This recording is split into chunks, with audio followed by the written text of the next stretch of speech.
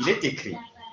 Et comme ils avaient les regards fixés sur le ciel pendant qu'ils s'en allaient, voici 2 hommes vêtus de blanc leur apparurent et dirent, « Hommes galiléens, pourquoi vous arrêtez-vous à regarder au ciel? C'est Jésus qui a été enlevé au ciel du milieu de vous, reviendra de la même manière que vous l'avez vu allant au ciel. » Amen. Amen. Ça, c'est le verset 10 et 11 du texte de ce jour, Actes des Apôtres, chapitre 1, verset 1 à 11. Alors, notre texte nous présente d'abord un destinataire, celui à qui. Alors, si on ne comprend pas le destinataire, on ne pourra pas savoir où on va. Arrêtons-nous d'abord pour comprendre. Au verset, il est dit, « Théophile, j'ai parlé dans mon premier livre de tout ce que Jésus a commencé de faire et d'enseigner dès le commencement. » Le destinataire, c'est qui? Théophile. Qui s'appelle Théophile ici? Ah! Moi, je m'appelle Théophile. Toi aussi, tu t'appelles Théophile, j'espère. Mais Théophile, c'est qui? C'est celui qui aime Dieu. Théo, Dieu. Phile, de philéo, de philos, qui veut dire aimer et qui veut dire amour. Donc, celui qui aime Dieu. Est-ce que tu aimes Dieu? Tu aimes Dieu? Je sais que tu t'appelles Théophile. Dis que mon nom, c'est Théophile. Vraiment, identifie-toi. Sinon, le reste, tu ne dois pas bien comprendre. Alors, si je suis Théophile, tu es Théophile, nous sommes des Théophiles, nous allons donc maintenant comprendre ce qui est dans notre texte. Car le texte est particulier. Nous allons découvrir d'autres Théophiles qui ne sont pas ici, mais qui sont ailleurs. Alors, regardons ce qui s'est passé. Jésus est monté au ciel. Il est venu d'où? Du ciel. Il s'est incarné dans une chair. Il est né d'une femme. Pour nous faire comprendre que nous tous les humains, toi qui es Théophile comme moi, nous sommes des êtres spirituels venus du ciel. Nous sommes sur la terre, en mission. Jésus a terminé sa mission. Il est monté. Nous sommes sur la terre, donc nous avons encore notre mission. Et qu'est-ce qui s'est passé pour Jésus? Jésus a souffert. Il a beaucoup été persécuté. On l'a maltraité. On l'a jugé. On l'a condamné. On l'a tué. Il est mort. Quand il est mort, ceux qui le persécutaient, qui le tuaient, ont dit gloire à Dieu, ils ont fêté. Et Satan a jubilé. Hein? Il a célébré une très grande fête dans le monde des ténèbres pour dire, oh, le Fils de Dieu, là, il est mort. C'est ce qui se passe quand un fils de Dieu meurt à cause des pièges de l'ennemi. C'est une grande fête dans le monde des ténèbres. Et si tu n'as pas persévéré en enfer, ils vont encore te torturer pour toute l'éternité. C'est-à-dire, en plus du feu qui va brûler, tu seras encore torturé. Il faut donc se traiter durement. Mais notre Seigneur nous dit, je suis avec vous. Matthieu 28. En montant aussi, il dit, je suis avec vous tous les jours jusqu'à la fin du monde. Alors, après sa résurrection, avant de monter, il a fait combien de jours? 40 jours. Donc, aujourd'hui, 18 mai 2023, nous sommes le 40e jour de la résurrection du Christ. Après la Pâque que nous avons célébrée. Comptez, hein, c'est le 40e jour. Et pendant ces 40 jours, où était Jésus? Un enfant a dit qu'il était à Jérusalem. Et Jésus était dans Jérusalem. Il était dans la ville sainte. Il a dit à ses disciples, ne vous écartez pas. On a lu ça, non? Ne vous écartez pas de Jérusalem jusqu'à ce que la promesse soit accomplie. C'est là dans notre texte. Et vous serez baptisés du Saint-Esprit. Alors, il était à Jérusalem. Il était là. Mais où? Il se présentait seulement à ses disciples. Il se révélait. Il se faisait voir. Ça veut dire qu'il visitait ses disciples par des apparitions. Et chaque fois, quand il apparaissait, il disait, la paix soit avec vous. Alors il est là maintenant. Il t'a donné le pouvoir de donner la paix. Donne la paix à ton voisin. La paix soit avec toi. La paix de Jésus-Christ. La paix de Jésus-Christ soit avec toi. Et que la paix de Jésus soit avec vous. C'est ça que le Seigneur faisait. Et il fait toujours. Il donne la paix. Et après la paix, il accomplit l'autre devoir. Et dans notre texte, dans nos textes, dans Jean 20, verset 20 à 22, il dit ceci: la paix soit avec vous. Comme le Père m'a envoyé, moi aussi je vous envoie. Avant de monter, moi aussi je vous envoie. Il dit: recevez le Saint-Esprit. Après, il s'en va. Mais où était-il donc pendant les 40 jours de manière constante? C'est ça une question théologique que jusqu'à maintenant, les gens ne trouvent pas de réponse. Mais j'ai trouvé des réponses. Je vais vous la donner. Vous les donner. Car il y a plusieurs éléments de réponse.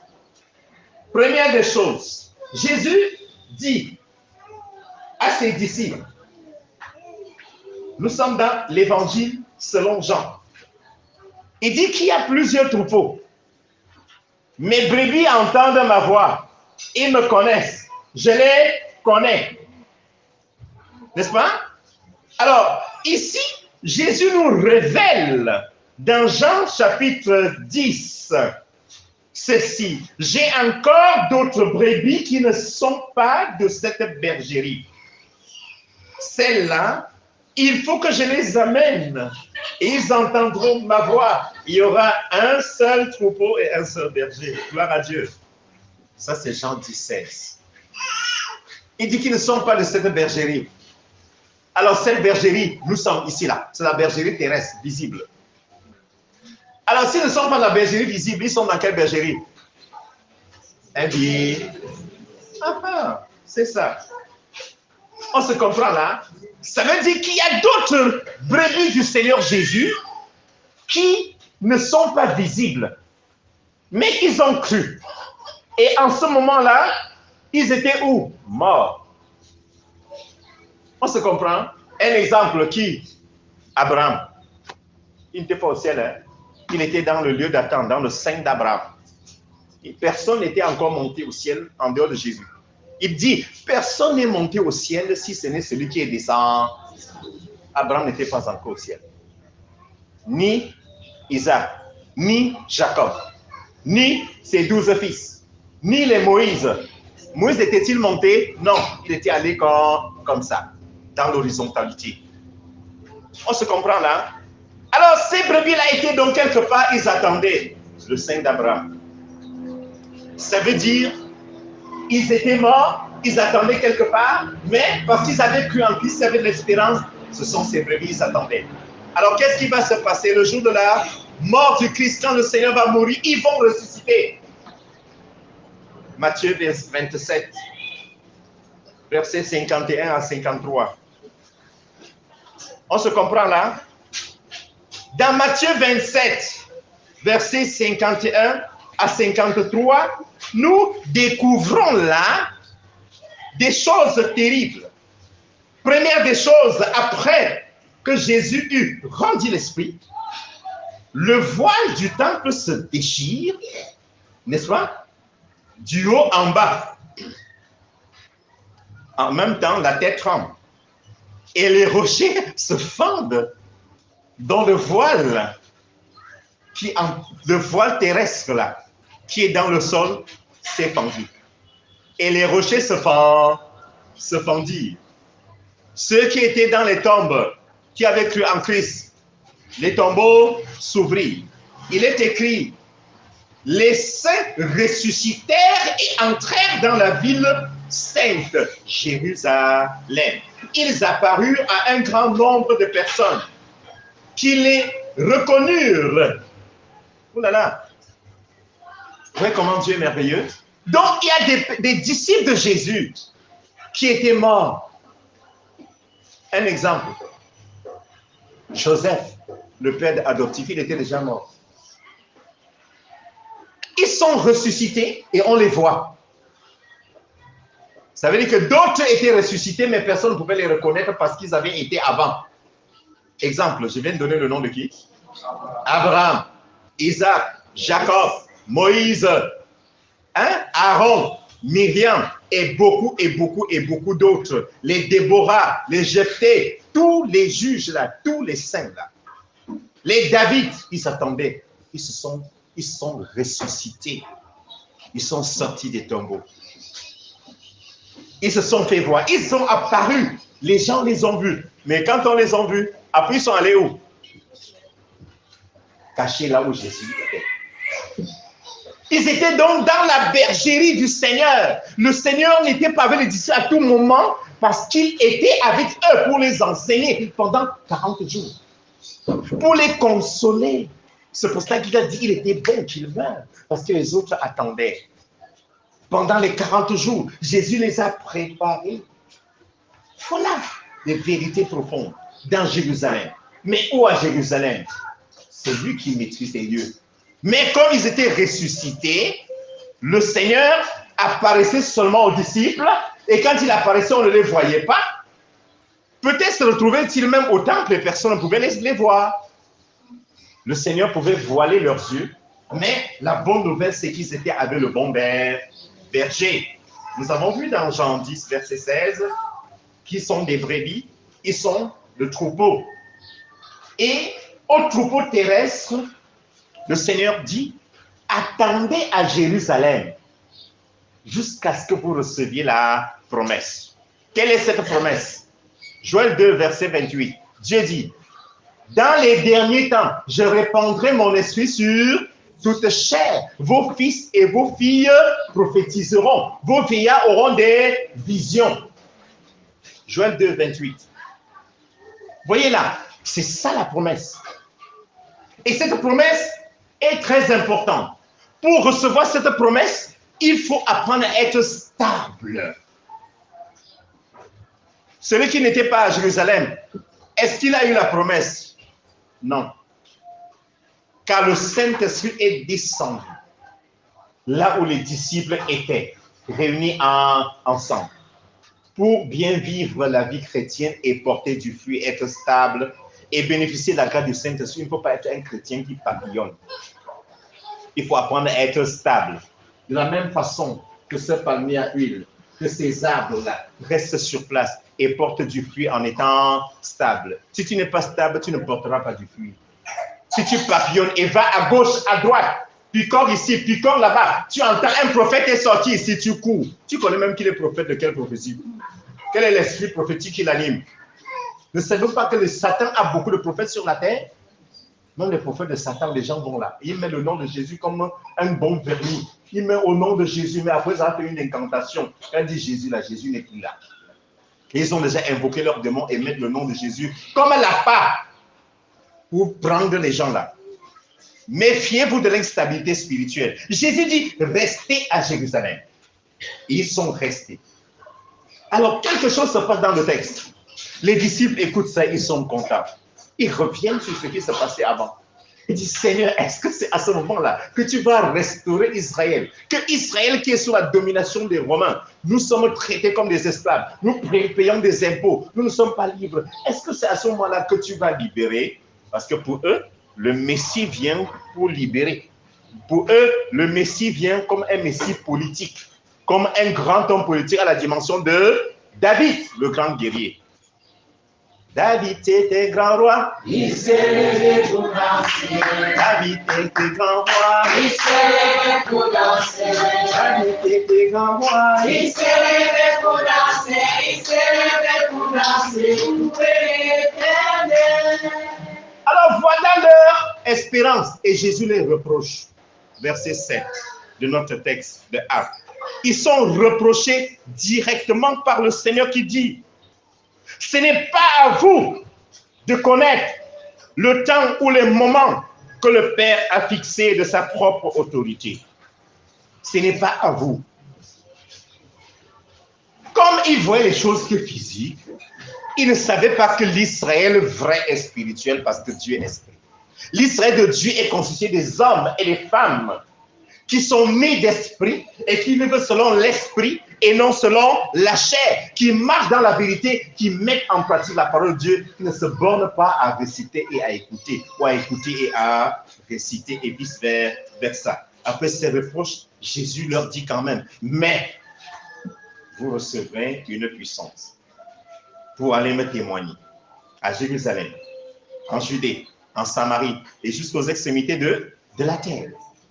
C'est ça que le Seigneur dit. Et quand il dit, dans l'évangile selon Matthieu, il est dit en les bénissant. Il est béni pendant qu'il dit ça, il est béni. Matthieu 28, verset 16 à 18.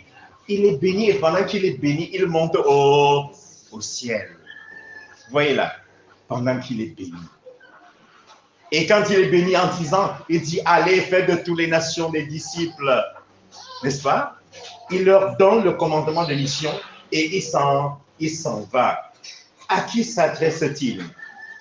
À Théophile, à celui qui aime Dieu. Je suis Théophile. Tu es? Allons-y ensemble. Je suis Théophile. Dis à ton voisin, nous sommes des Théophiles. Nous sommes des... Parce que nous aimons l'Éternel, ce message est pour nous. Et parce qu'il est pour nous, nous ne devons pas passer le temps à regarder le ciel. Les théophiles passent le temps à faire la volonté du Père. Il est écrit, Dieu a tant aimé le monde qu'il a donné son Fils unique, afin que quiconque croit en lui ne périsse pas, mais qu'il ait la vie et... Ça, c'est l'un des versets bibliques les plus connus, Jean 3, 16. C'est ça, non? Alors, en conséquence, nous, les théophiles, nous ne devons pas passer le temps à regarder le ciel. Mais que veut dire passer le temps à regarder le ciel? Passer le temps à regarder le ciel, c'est passer le temps à prier seulement et sans travailler. C'est paresseux. Dieu n'aime pas les paresseux. Les gens qui passent le temps seulement à prier, ils ne travaillent pas, ils ne font rien. Ils arrivent au travail, ils passent seulement le temps à écouter que la musique. Quelqu'un vient avec son dossier, on ne s'occupe même pas de lui. On n'écoute que la musique, on est en prière. Ce ne sont pas des théophiles-là. Ces théophiles-là, on sont tombés. Ils doivent se relever. Les théophiles sont ceux-là qui prient. Mais après avoir prié, ils font ce qu'il faut. Ils savent qu'il y a un temps pour toute chose. Les théophiles sont ceux-là qui vivent sur la terre en reconnaissant que la terre n'est que le marchepied. C'est le lieu de notre pèlerinage. Les théophiles sont ceux-là qui mènent une vie chrétienne authentique en mettant en pratique la parole de Dieu, mais en impactant la vie des autres par leur propre vie, par leur témoignage. C'est pour cela que Jésus dit, vous serez mes témoins. Mais alors, qu'est-ce que nous devons dire dans notre témoignage? Nous devons prêcher Jésus-Christ par notre parole, mais surtout par nos comportements, par mon comportement, par notre comportement. Prêche Christ par ton comportement. Tu dois avoir un bon comportement. Ta vie doit être une vie de modèle. Tu dois être un modèle pour les autres. Si tu n'es pas un modèle pour les autres, alors le Seigneur, tu cours le risque qu'à la fin le Seigneur dit, je ne t'ai jamais connu. Oui, Jésus est monté au ciel. Il est monté nous préparer une place. Jean 14, je vais vous préparer une place. Pour mériter cette place, nous devons vivre sur la terre en faisant ce que Dieu veut. Nous devons participer au développement de notre nation. Toi qui es dans un quartier, s'il a fait quelque chose, fais-le. Si tu vois qu'il faut faire quelque chose de bien, n'attends pas qu'on te demande de faire ce qui est bien.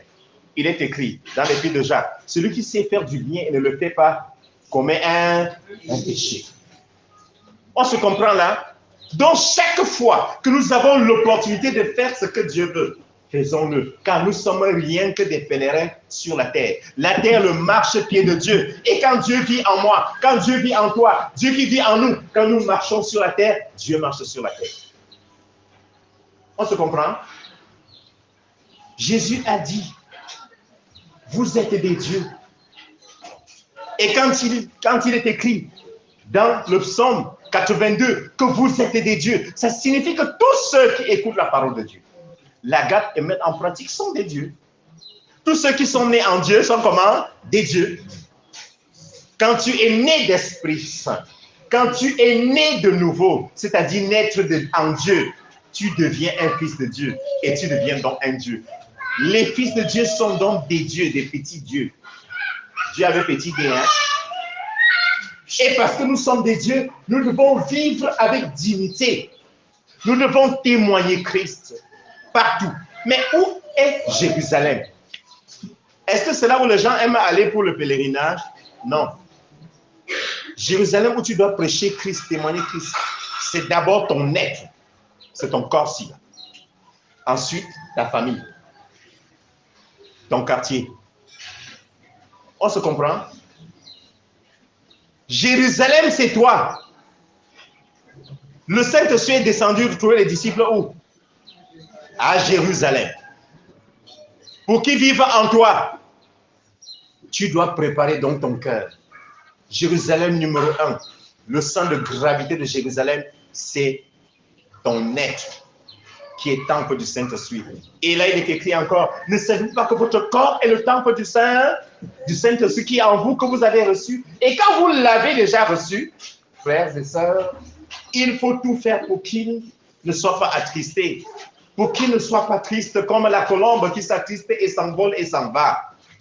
Oui, nous devons prendre des dispositions pour demeurer ferme dans la foi, pour témoigner Christ dans notre vie par notre comportement, dans notre famille, dans notre quartier, dans notre ville, dans les pays voisins et hors de notre pays jusqu'aux extrémités de la terre. C'est ça que Jésus a besoin. Témoigner ne veut pas simplement dire parler, mais témoigner veut dire parler et faire ce que tu dis, afin que ce que tu dis soit le reflet de ce que tu fais et que ce que tu fais soit la conséquence de ce que tu as dit. Veille donc sur tes paroles. Veille sur ton comportement pour bien témoigner Christ. Ne passe donc pas le temps à regarder le ciel, car Jésus va revenir. Il est monté, il va revenir. Et il va revenir te prendre, me prendre, nous qui sommes prêts. Et si tu n'es pas prêt, il ne te prendra pas. Et s'il ne te prend pas, c'est comment? C'est très mauvais. Mais il a besoin des hommes qui persévèrent jusqu'au bout. Pour persévérer jusqu'au bout, crois, fais ce que le Seigneur te dit. Si tu le fais, alors là, parce que tu t'appelles Théophile, le Seigneur, content, joyeux, étant toujours avec toi, va toujours te bénir. Et partout où tu passes, tu seras source de bénédiction. La parole du Seigneur est bénie. Par être déjà béni. Sois béni encore davantage. Et en mettant en pratique, d'autres personnes seront bénies par toi. Amen.